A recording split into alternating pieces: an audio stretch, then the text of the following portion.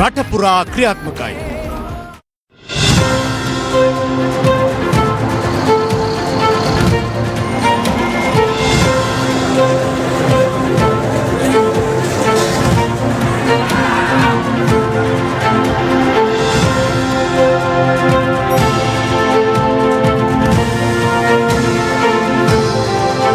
News First, Newsline with Faraz Shaukat Ali on TV1. And very good evening to you. This is Newsline Zoom. And our guest this evening is the General Manager of Sri Lanka's Foreign Employment Bureau, none other than Mr. Priyantha Senanayake. A man comes with a lot of experience over there. Very good evening to you, Mr. Senanayake, and welcome to Newsline. Very good evening, Mr. Faraz. Thank you very much. Mr. Senanayake, let me start by saying this.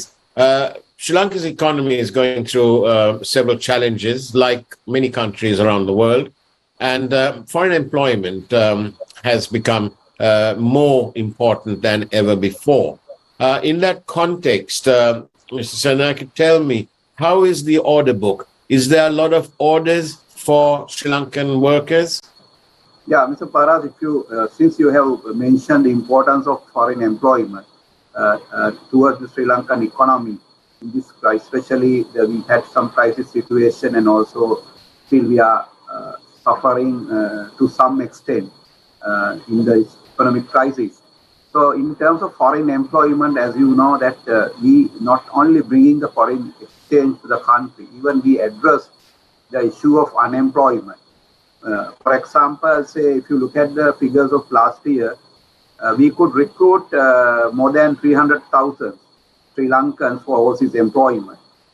Mainly, if you focus on certain countries, we can say even 80% represent the Middle Eastern region, and the rest maybe for other countries such as Japan, South Korea, and Malaysia, and several other countries. These are, of course, the emerging market for Sri Lankans. So in average, we can say nearly 1,000 workers leaving for foreign employment per day. That's a lot of money, I suppose. What is the average income of these 1,000 people on average? What's the average sort of income? Are you referring in terms of foreign exchange, or what is earned by the Bureau of Foreign Employment? No, I'm what is earned by by our fellow citizens outside. Yeah. If you compare the figures in, say, a couple of years back, the monthly remittance average between $500 million to $700 million.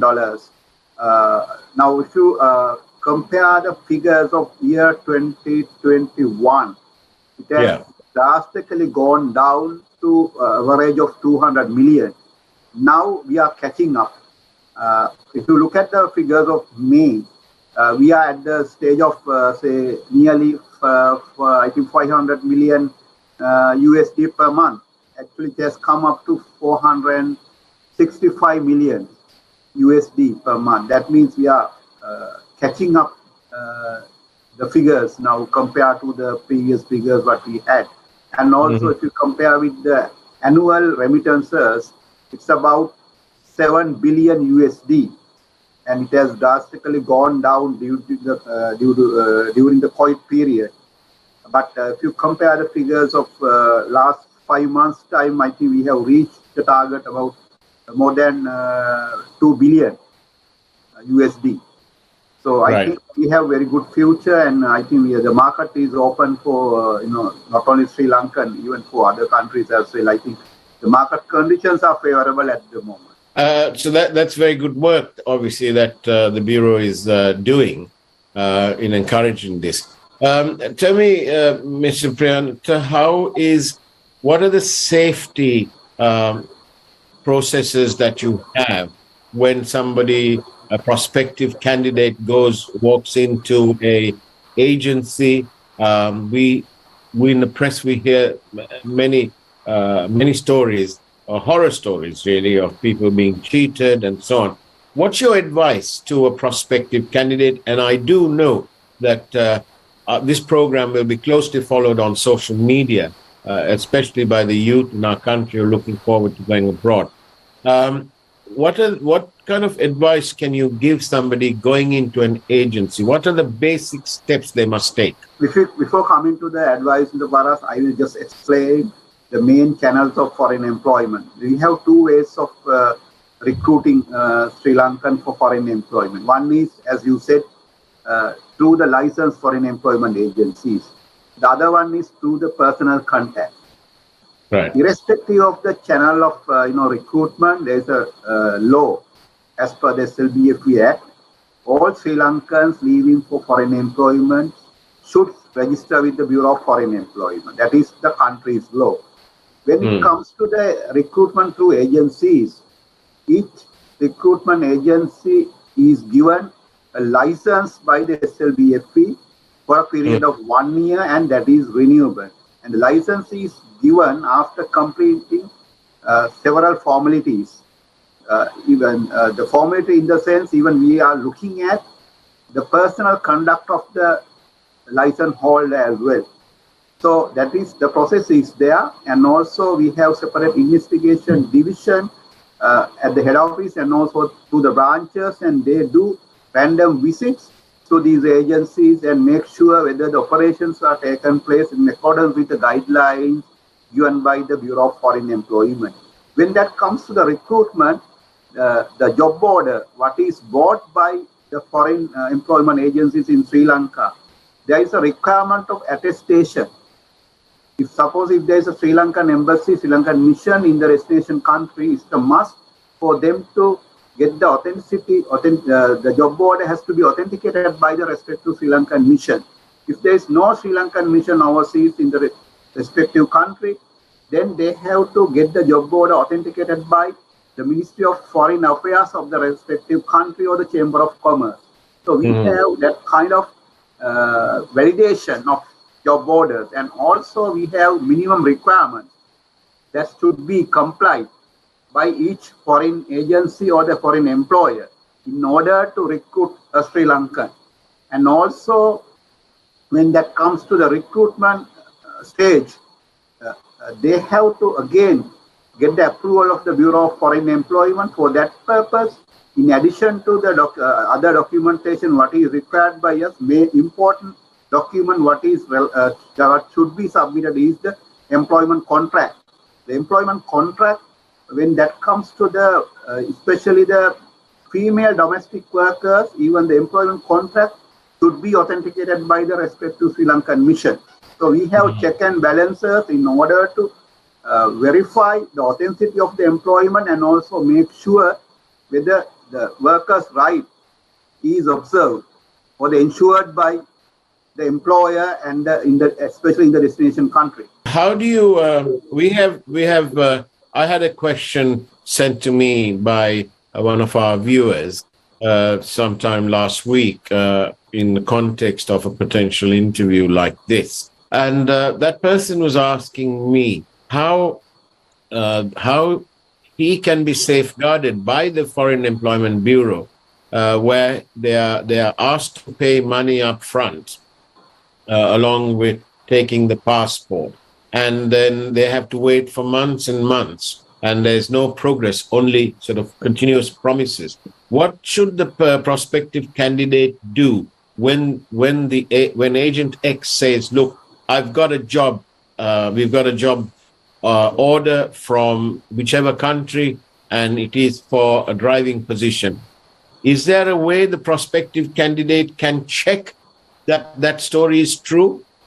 Yes, of course, Mr. Faraz, because if you can visit our website, you can easily verify the country of employment category, respective name of the respective Sri Lankan agent, and the qualification required for each and every job, and also the approved amount that should be charged by the respective license foreign agency in Sri Lanka. And you can you can verify all the information what is required by you. And also, if anybody charge or anybody demands more than the approved amount of the Bureau of Foreign Employment, we have a separate section, as I have mentioned, that is called investigation division. Not only at the head office, we have operated at the moment investigation units at 5 outside branches as well. So they can easily lodge a complaint to these branches. And also we have 24 hours operated call center with a short code, that is 1989. So if you have any doubt on anything, you can just check with our call center and find out the correct information. So they are 24 hours around the clock. This approved amount, the amount that is approved using a formula by the Foreign Employment Bureau, when should the candidate pay the approved amount? So that, of course, little different, Mr. Faraz, because that depends on the recruitment process. Certain countries, we know that the expenditure, mostly maybe sometimes entire expenditure is borne by the employer or the foreign agent. If that is the case, there is no approved amount for them. There is a free recruitment. But when that comes to the recruitment and there is no reimbursement of cost by the employer or the foreign agent, then the local agent has to spend money at different stages. For example, medical, prior to departure, they have to spend for the medical. Sometimes they have to spend money for the visas. They have to spend money for the air ticket. And so that depends on the recruitment process, because they have to spend money at the various stages. But only thing is that the applicant has to be much cautious whether the money what is accepted or what is demanded by the agent is justifiable, or whether he is asking money at the reasonable stage. So if they have any doubt on particular recruitment, again, they can verify with the Bureau of Foreign Employment. So we have not specifically decided that at what point that they should charge and at what amount that they should charge, because that differs from recruitment to recruitment. But most of the agents, they charge the amount prior to departure, because otherwise they have no way to recover the money. Yes. Well, is there a sort of preset time frame in which between the payment of the money and the signing of the contract and the departure, is there like a preset so that we can say this is a reasonable period? This has to be within a reasonable period, because certain countries, you know that there is a long delay in getting visas done. So certain countries, you can get visas within very few days. So that depends on the country and also job category. For certain countries, for certain job categories, they can easily get the visa approved. But certain jobs categories, so the process is little longer. So in that case, but what we have to say is that the period has to be reasonable, and also if they have any doubt, they can check with the Bureau, and also they can lodge a complaint at the Bureau and make sure whether things are really happening or not. I see. When you have this approved amount of payment, is that amount in rupees or is it based on a foreign currency like dollars? We display these figures in Sri Lanka for the benefit of Sri Lankan. So we have expressed in Sri Lankan rupees. Where agents, another question from somebody who knew that we were doing this program. The question is that when the amount quoted is linked to a foreign currency, let's say euro, and of course we've had our own difficulties with the exchange rate in this country. We saw lots of fluctuation in that. At what point, which rate do you use? Because, 6 months ago, the euro would have been at a different rate, and today the euro is at a different rate. So which amount is applicable, really? No, actually the amount has to be the amount what has been approved by the Bureau at on that particular day. If there's any remarkable differences in the exchange rate, the licensee having the privilege of asking for revision. Right. But it doesn't mean that they by themselves decide the amount, because they have to stick to the amount what has been approved by the Bureau, irrespective of the exchange rate. There is a drastic change, fluctuations, of course, they have all the right make a request, make an appeal to the SLBF and get a revised amount approved. Therefore, there is no authority for them to revise the amount based on the fluctuation of exchange rate. Thank you. And on that note, let's go for a quick break in which we take a look at this evening's primetime news headlines. And we'll be right back. We're in conversation with the General Manager of Sri Lanka's Foreign Employment Bureau, Mr. Priyantha Senanayake. We'll see you on the other side of the break.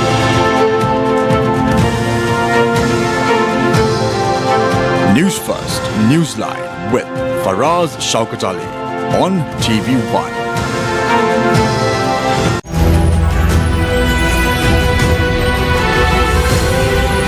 TV1, TV for life. Tamil political parties claim president's meeting was just a show for India.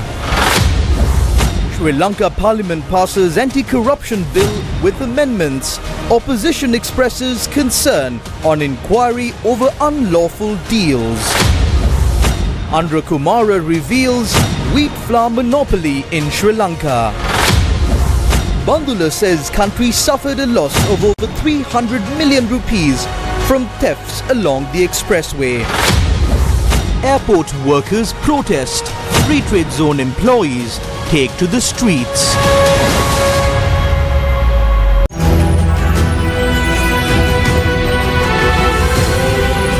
TV1, TV for life.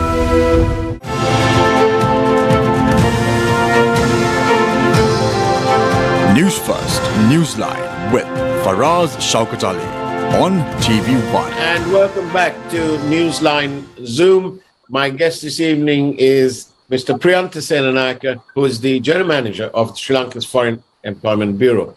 Mr. Senanayake, again, thank you very much for being on Newsline. You bring a wealth of experience to your job, and I'm sure that as a country, people will be grateful for the sterling service that you and your colleagues at the Foreign Employment Bureau are carrying out. It's a national task, and I am sure the country will all join me in acknowledging the wonderful work that your bureau does. And so thank you on behalf of everyone for the work that you all do. Tell me, how legal or illegal is it for an agent to hang on to a candidate's passport? And why do they have to do that? Actually, Mr. Faraz, they have legal right to keep the passport for a reasonable time. Again, I have to emphasize a reasonable time for the recruitment, because we know that there are things to be done. They have to apply for visa, they have refer the candidate, the applicant for the medical, and also there is another issue for them. Sometimes, once the agent has spent all the money, so all the expenses, at the last minute, sometimes some applicant says, no, I cannot go due to family obligations, family issues and all that. So at that point, the agent's also helpless because he has spent a lot of money for a recruitment. Therefore, they have all the right to keep the passport for a reasonable period, which there's understanding, and also with the in consultation with the Department of Immigration. So we have very close relationship with Department of Immigration as well. So they have consented even for the agents to keep the passport for a reasonable period. It doesn't mean that he can keep it for years, he can keep it for several months, but it has to be a justifiable reason. Otherwise, any person, if the agent is keeping passport for a longer period, for an unjustifiable period, they have all the right to come and lodge a complaint at the SLBF. So as the regulatory body, we definitely intervene and sort out the issue. And also, Mr. Priyantha Senanayake, tell me, when, let's say, a candidate has paid money, say part of the money and whatever, and in between that, it becomes obvious that the agent, for whatever reason, can't fulfill that order, and this candidate cannot go abroad according to what was agreed. Are there any safeguards through the Foreign Employment Bureau for the candidate to get a refund? Yes, of course, it's something like this.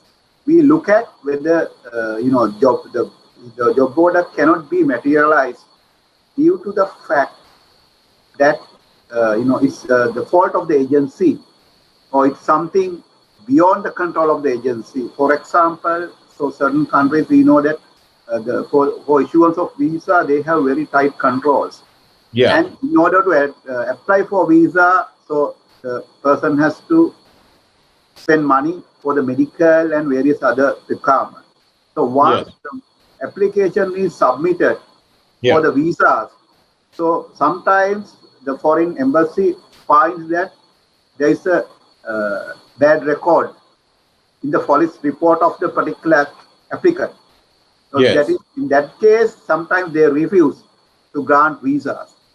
So in such an event, the Bureau will decide that the applicant should pay what has been spent by the license for employment agencies, and the rest should be refunded. So it's a case-by-case approach, Mr. Faraz. Right. And is there provision under the rules for the Foreign Employment Bureau to take a decision to make an order that is binding on the agent to pay his money? Yes, of course. Not only the binding, and also we have all the right to sue the parties concerned, no matter it's a license for agency or any other party. Even we have arresting powers as well. Oh, I see. Okay. And does the Foreign Employment Bureau, do you have funds kept in an escrow account from each agent to meet these obligations? Yes, of course. Very recently, actually, earlier the bank we had a bank guarantee of rupees 750,000.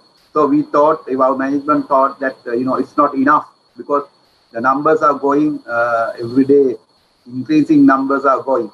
So now, very recently, we increased the value of bank guarantee up to rupees 3 million. So now we have in hand that rupees 3 million in case of any liability that comes against the respective license for employment agency. Even if the bank guarantee is not enough, we have two sureties also. Even we can sue them. So we have all the precautions in case of any losses that may incur by the respective applicants. Another question that was posed to me was, why is it that when people go to these agencies, offices, why is it that it seems to be so high security? There's a lot of sort of security personnel there, and somebody told me that it looks like that they're bouncers. They're not just security as such, and they feel intimidated. Why is there a need to have that sort of ambience in an agency? I don't think, I don't know, they are focusing on what particular agencies. Basically, we have site inspection. We do annually and also on and off on random basis. So we have certain guidelines. And it's first time I have heard about. So anyway, I can't understand why, as you said, that there is no reason for them to have that kind of security arrangements. But anyway, I will look into that, but I don't think that there is any necessity of having it, because most of them they have been in this field for longer years. Even now, very recently, we have graded them, and now we have 5-star agencies, 4-star agencies, 3-star likewise, looking at their professional income. So anyway, it's the first time when I have heard about that kind of incident. All right. Well, Mr. Priyantha Senanayake, I know that we are coming towards the end of our program, so I want to say thank you ever so much for being on the program. It's not often that we get senior officials like you coming on a program, taking time out to explain. But we wish you all the very best in uplifting Sri Lanka's economy, and especially in taking care of our fellow citizens who've gone abroad, leaving their families alone and their children, and many problems and challenges, but nevertheless going there to do their bit, not only for their personal economy, but also for the wider economy in our country. Thank you. I know that you are you have a big onerous responsibility on your shoulders to take care of these people. Last question, very quickly. How many people, fellow citizens, are working abroad? We have estimated that about 1.2 million Sri Lankans working overseas. And I must say, it's more than 80% working in the Middle Eastern region. Those are the official statistics at the moment. And also, Mr. Paras, thank you very much for the Newsline, giving us this opportunity, especially to educate the general public on the role of the SLBFP and also as to how they should seek foreign employment and what are the guidelines that they should adhere to, and also how they can select a reliable licensed foreign employment agency to seek foreign employment.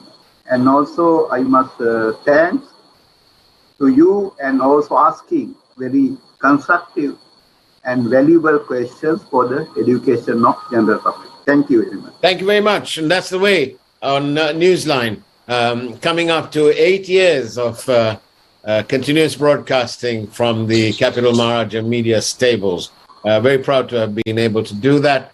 And we'll see you again tomorrow with yet another dynamic show. And very soon we'll be having Sri Lanka's High Commissioner to the United Kingdom, Saroja Sirisena, on Newsline.